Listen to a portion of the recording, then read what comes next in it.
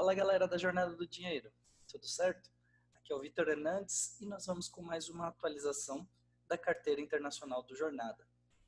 Então, nesse último mês, a gente viu o S&P 500 e aqui da faixa dos 3.000 pontos, tá? Que o último vídeo que a gente gravou foi no dia 11 de setembro.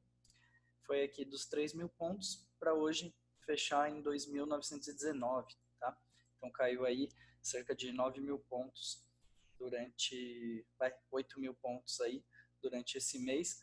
E assim, as guerras comerciais seguem acirradas ali, né? O Trump e a China não conseguem entrar num acordo e a inflação, né, no mundo todo continua nas mínimas históricas, né? Muitos países aí com juros muito baixos, então há sinais de possíveis recessões, né, por todo lugar do mundo, digamos de forma geral, né?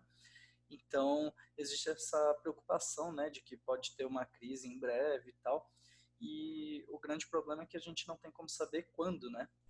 Que crises vão existir, a gente sempre sabe, né? Mas pode ser que venha uma correção daqui a 2 anos, 3 anos, e aí a gente fica fora do mercado e vê o mercado continuando subindo, né?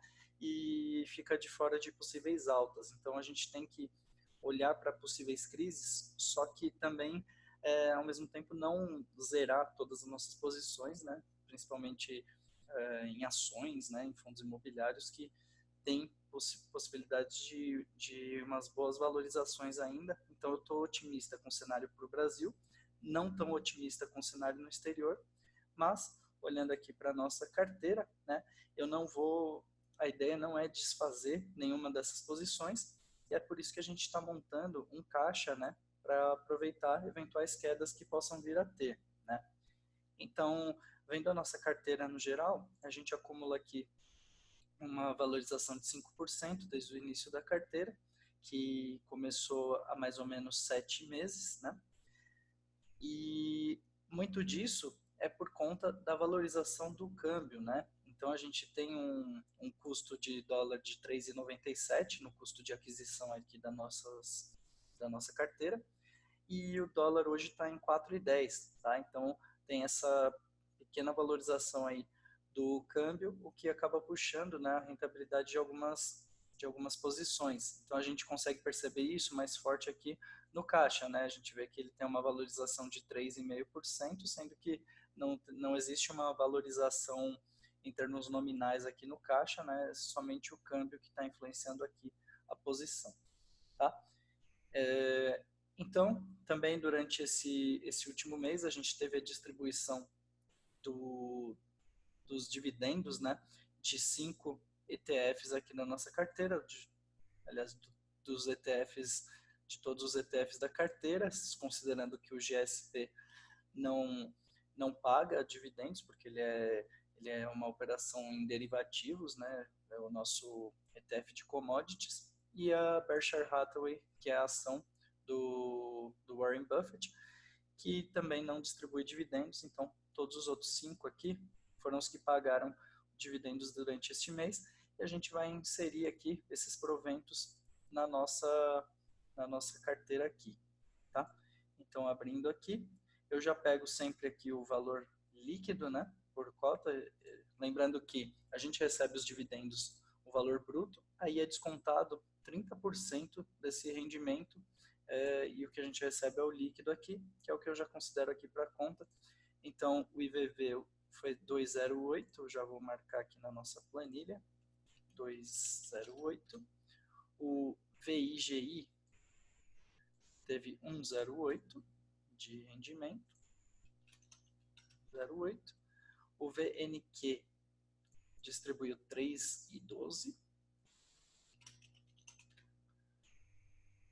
O VNQI 267.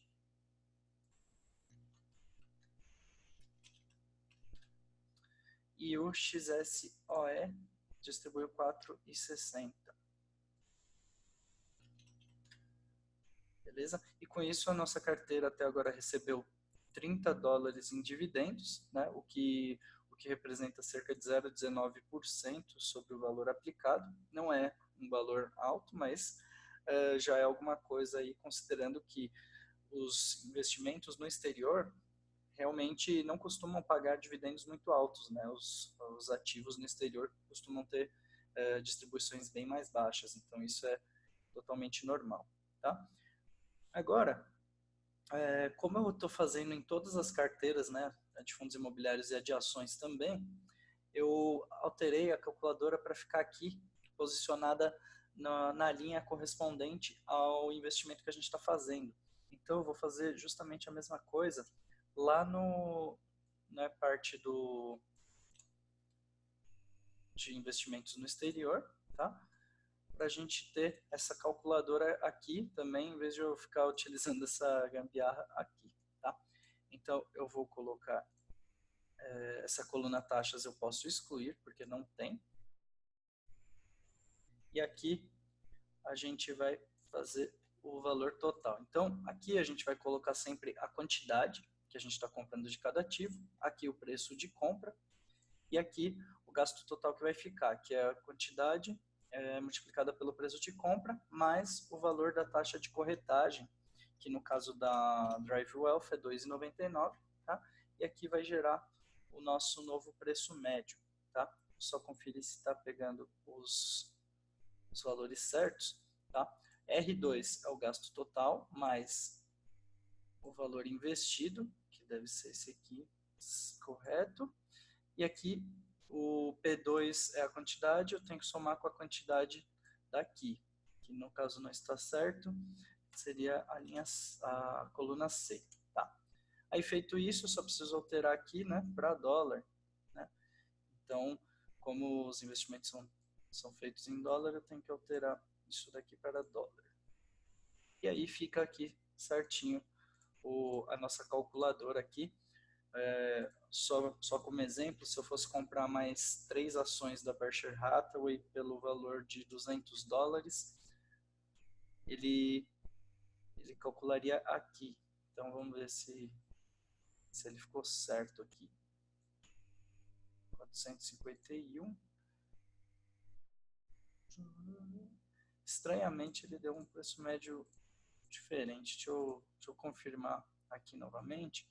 Gasto total somado com... Ah, tá. É porque aqui o valor investido ele está em reais, tá? Então, o que eu tenho que fazer para ajustar isso? Eu vou mudar aqui nessa fórmula, tá? O que significa o R2. Então, em vez de eu colocar, aliás, o G2, né? Em vez de eu colocar o valor aqui em dólar, em reais, eu vou colocar o valor do preço médio em dólares, né? Que seria esse E2 vezes a quantidade, que é o C2, tá? Que aí ele vai ficar certinho, né? Que a gente vai pegar, vai ficar o valor investido aqui em dólar, né? Que é o preço médio vezes a quantidade, tá? E aí vou somar com o novo gasto total para tirar a nova soma aqui. E daí ele vai ficar com o preço médio correto aí. No caso, se eu tivesse comprado 3 ações da Berkshire Hathaway, seriam 3 mais 2 aqui, né? E o preço médio cairia, né? Porque eu estaria comprando nesses $200. Então, feita essa correção, eu já copio aqui para as outras linhas, tá? E sempre que a gente for comprar um outro ativo aqui que a gente já tem na carteira, é só alterar ali na calculadora. A gente não precisa usar mais essa gambiarra aqui embaixo, beleza? Aí, vamos fazer o nosso aporte do mês. Antes disso, eu só somar essa renda aqui de $13,54 aqui no nosso caixa. 13,54. E a gente vai fazer um novo aporte aqui de R$ 1.000, que a gente faz todos os meses, pelo remessa online aqui. A gente coloca R$ 1.000 e vai receber $237,35. Então eu vou colocar aqui na nossa calculadora aqui de investimentos. Então hoje é dia 9/10. coloquei R$1.000 e recebi 237,35. E aqui o Excel aqui, a planilha já calcula, né, qual que é o valor de dólar que eu acabei pagando, né? Então ficou um custo aqui, hoje a taxa está em 4,11, só que somando esses outros custos, né, o 1,30 da remessa online, mais o IOF de R$3,76, mais o custo do SWIFT, né, de 5,90, vai acabar dando uma média de dólar de 4,21 aqui, que é o dólar mais alto que a gente já pagou aqui na nossa carteira. Então isso elevou um pouco aqui o nosso dólar médio da carteira, mas ainda permanece bem abaixo aí do dólar atual, tá, de mercado. Então a gente soma isso daqui, esses 237,35 também aqui, que é o que a gente vai utilizar para o nosso aporte deste mês, tá? Então, com isso, a gente fica aqui com 19% em caixa, tá? Que é um valor bom para a gente possivelmente aproveitar outras oportunidades. Mas hoje eu gostaria de explicar sobre alguns ativos que eu estou pesquisando aí. Durante esse último mês eu vim pesquisando, né? Que são chamados de ETFs inversos, tá?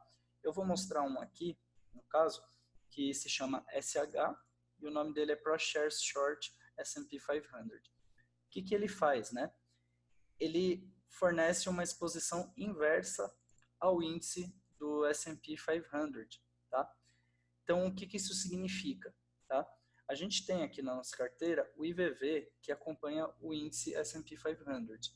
Então, quando o índice sobe cerca de 10%, por exemplo, a tendência é que o ETF tende a subir também 10%, tá? O SH, por ser um ETF inverso, quando o índice sobe 10%, esse ETF tende a cair 10%. Então, ele tem uma exposição inversa ao índice, tá? E para que serve isso? Quando você acredita que vai ter uma queda do índice, pode ser uma oportunidade de você se posicionar nesse índice aqui, tá? Então, o que aconteceu, né? Nesse último mês, deixa eu ver se eu consigo pegar aqui, ó. No último mês, a gente viu no início do vídeo, né, que a bolsa estava nos 3.000 pontos, né, S&P 500, cerca aqui do dia 11, né? Estava nos 3.000 pontos e hoje fechou em 2.919. Então, você vê que o SH subiu, já que o índice caiu durante esse período, tá? Agora, o que é importante você saber? Ao longo do tempo, né, durante dias, durante meses, essa relação não é exatamente certinho isso. Então, por exemplo, se o fundo caiu, o índice caiu 10% no período de um mês, não necessariamente o ETF inverso vai replicar exatamente essa queda aí de 10%. Isso porque todos os dias esse fundo aqui, ele tem que refazer as posições porque ele opera com derivativos, né? Ele não opera diretamente com os ativos em si, né? Já que não tem como você ficar... não tem como você, por exemplo, comprar uma posição inversa da Apple, por exemplo, né? Então você vai ter que sempre operar por derivativos e aqui ele mostra, né, que a frequência, né, da alavancagem aqui é diária, né? Ele muda, ele reinicia, né, as posições dele todos os dias. Então durante um dia ele acompanha de perto, né, a variação do índice. Só que durante um período maior, isso não vai ser certinho, né? Não vai ser exato. Então, no caso aqui do SH, você teria que se posicionar justamente nos dias que você acha que pode ter uma queda forte do índice, por exemplo, tá? E aí, existe um tipo de ETF que é ainda mais interessante, que é o SPXS, tá? Que ele é o S&P 500 Bear, que é de ser inverso, né? Ele é o short também, e é 3 vezes, tá? Então ele é um inverso alavancado. Então o que ele faz? ele tem exposição inversa ao índice, alavancado em 3 vezes. Então, se o índice num dia cai, por exemplo, 1%, o SPXS vai subir 3%. Ele vai se valorizar 3%, porque ele tem uma exposição 3 vezes ao índice e inversa, tá? Então, é bastante interessante isso, porque você consegue, com um valor menor investido, você consegue ter a mesma alavancagem que você teria, né, no índice. Então, em vez de você operar vendido no índice, você pode comprar o ETF para fazer esses trades mais curtos, né? Eu vou falar que durante esse último mês eu cheguei a testar uma posição, eu abri posição em SPXS e em 2 semanas eu consegui um retorno de 10% no SPXS durante esse período aí que o índice caiu, né? O S&P 500 caiu durante esse período e aí eu tive um lucro de cerca de 10% aí no SPXS. Eu já encerrei a posição porque justamente aquilo que eu falei, não dá para a gente ficar carregando por muito tempo, porque uma questão assim que eu percebi também durante esse tempo é que quando a movimentação vai contra você, né, ou seja, o índice sobe e consequentemente o SPXS cai, ele se desvaloriza muito rápido, né, porque ele está alavancado 3 vezes, então o índice chegou a subir 1%, por exemplo, num dos dias desses aí, e aí isso aqui caiu 3% num dia só. E aí o que acontece? A desvalorização é muito forte, e aí para ele ter uma valorização interessante, ele tem que subir mais do que ele caiu. Então, se ele caiu 3%, ele não tem que valorizar 3% para retomar o valor que ele tinha. Ele tem que subir mais do que 3%. Eu não sei a conta de cabeça exata, mas deve ter que subir 4%, digamos assim. Então, não é certinho assim, caiu 3%, se subir 3% eu estou no zero. Não. Então, por isso que tem que tomar muito cuidado com ETFs inversos e principalmente alavancados, tá? E aí eu queria mostrar também aqui, né, alguns ETFs do Brasil. Aqui no exterior, né, a gente consegue aplicar nesse EWZ, que é um ETF que acompanha o Ibovespa, tá? Então ele é como se fosse o BOVA11, o BOVV11 também, né? Só que aplicado lá nos Estados Unidos em dólar, né? Então, até um fato interessante que eu gostaria de mostrar aqui, né, é que todo mundo fala, o Ibovespa está nas máximas históricas, não sei o que e tal. Se a gente pegar o Ibovespa aqui em dólar, né, que é seguido de perto aí por esse EWZ, a gente vê que o topo histórico do EWZ foi aqui, ó. Ele chegou a bater 100 dólares, tá? Chegou a bater 100 dólares e hoje o EWZ está aí na faixa dos 40 dólares. Então, ele teria que subir cerca de 150% em dólar para bater aquele valor ali do topo histórico de 2008, tá? E aí a gente consegue olhar aqui as posições, né, do que tem na carteira aqui do EWZ. A gente vê que tem Itaú, Vale, Bradesco, Petrobras, Ambev, B3, Itaúsa, Renner, Banco do Brasil. Então a gente vê que são as mesmas posições, né, as mesmas ações da carteira do Ibovespa, né, e a diferença é que está atrelado ao dólar. Então ele mostra aqui que são 58 ações aqui. Beleza? E aí, né, seguindo aquela mesma linha dos ETFs inversos alavancados, a gente vê que tem aqui o BRZU, tá? Esse aqui, ele é um bull, né? Então ele é um ETF que segue a posição longa, a posição comprada, né? O touro, né? E alavancado em 3 vezes. Então ele é como se fosse o Ibovespa alavancado 3 vezes. Então quando você está muito muito otimista, né, com o Ibovespa, de que vai realmente subir no curto prazo, vai subir bastante, você pode, em vez de se expor ao Ibovespa, você se expor ao BRZU para ter um retorno ainda maior ou colocando um valor um pouco menor, né, para ter a mesma valorização. Então, se de repente, num curto período, o Ibovespa sobe aí 10%, digamos assim, esse aqui subiria 30%, né? Como eu falei anteriormente, não vai seguir exatamente isso, né, porque os ajustes são diários, mas assim, de repente subiu 10% no Ibovespa, isso aqui poderia subir 20%, digamos. Então, ele teria uma volatilidade muito maior, né? Conforme dá para ver aqui pelo gráfico, tá? E aí, também nessa mesma linha, tem o BZQ, que é o ProShares Ultra Short, tá? Ultra Short, ele é o inverso, né? Ele se beneficia da queda do Ibovespa, só que ele aqui é alavancado em 2 vezes, tá? Então, ele é o alavancado inverso, alavancado 2 vezes do Ibovespa. Então, se você está acreditando na queda do Ibovespa, dá para comprar o BZQ, né? Para apostar nessas quedas. Então, olha o perigo, né? De comprar esses alavancados, porque olha o que acontece, né? No período de 5 anos, olha quanto que ele caiu.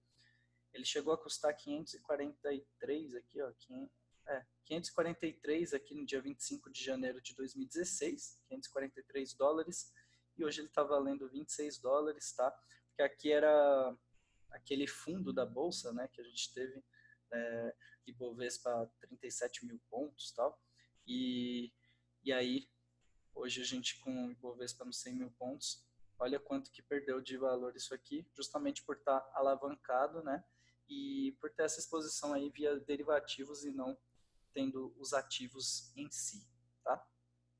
Então, eu só queria aproveitar para mostrar esses investimentos diferentes aí, eu achei bastante interessantes, mas para nossa carteira, eu acho que não vai ser tão interessante utilizar, porque como a gente faz uma carteira de longo prazo e também com ajustes mensais, esses investimentos aqui, eles precisam muito de timing, né, de acertar o timing correto, né, de você entrar realmente quando está favorável para aquela operação. E como a gente só faz os ajustes aqui mensalmente, a gente pode errar muito o timing, então isso fica ainda mais perigoso do que já é operar isso daqui. Então, eu acho uma forma interessante, né, de você fazer uma operação um pouco mais arriscada e especulativa, sem você colocar um valor maior. Na verdade, aqui você consegue colocar 1/3 do valor que você colocaria normalmente, né, para você ter o mesmo potencial, tá? Só que você tem que estar mais esperto com o timing para poder aproveitar melhor essas situações. Então, eu não vou utilizar isso aqui na nossa carteira mensal, mas fica aí a dica para quem quiser ir testando, né, ver como funciona e estudar mesmo e comenta aqui comigo o que você achou, porque eu tenho estudado sobre esses ETFs aí, tenho achado bastante interessante aí e gostaria assim que você comentasse aí o que achou e que dê novas ideias aí também, tá? Mas para nossa carteira aqui eu não vou fazer essa compra e eu cheguei a pensar em comprar outras ações. Tem especificamente eu tô na mira aqui ações da Apple e da Disney, tá? Só que eu acho que elas estão um pouquinho esticadas e eu estou acreditando realmente que o índice aqui pode cair aí, talvez no curto prazo, cair mais um pouco, dar uma corrigida aí, e talvez no próximo mês a gente consiga comprar um pouco mais barato, tá? Então, neste mês eu não vou fazer nenhuma compra aqui na nossa carteira, eu acho que ela está bem equilibrada aqui em questão de ativos, tá? E a gente vai manter esse caixa um pouco mais robusto aqui, de quase 20% da carteira, né? Para a gente realmente poder aproveitar quando tiver muito barato, né? Os investimentos. Então, como eu não estou enxergando isso, né? Eu não estou enxergando os investimentos como baratos no momento, eu vou preferir aguardar com esse caixa aqui para a gente poder fazer compras melhores no futuro. Beleza? Então, no vídeo de hoje é isso. Se você gostou, deixa o seu curtir, se inscreve aí no canal, ativa o sino para receber as notificações aí no e-mail, tá? E compartilha aí com quem você acha que tem interesse, com quem está investindo aí no exterior. E só para você saber, não tem grandes burocracias, né, para investir no exterior, tá? Se você tiver qualquer dúvida sobre isso, entre em contato aí que eu ajudo a resolver, mas não deixe que a burocracia seja impeditivo para você investir no exterior, porque tem ativos bastante interessantes, né, conforme os que eu mostrei aqui hoje. Beleza? Então, até o próximo vídeo, um grande abraço.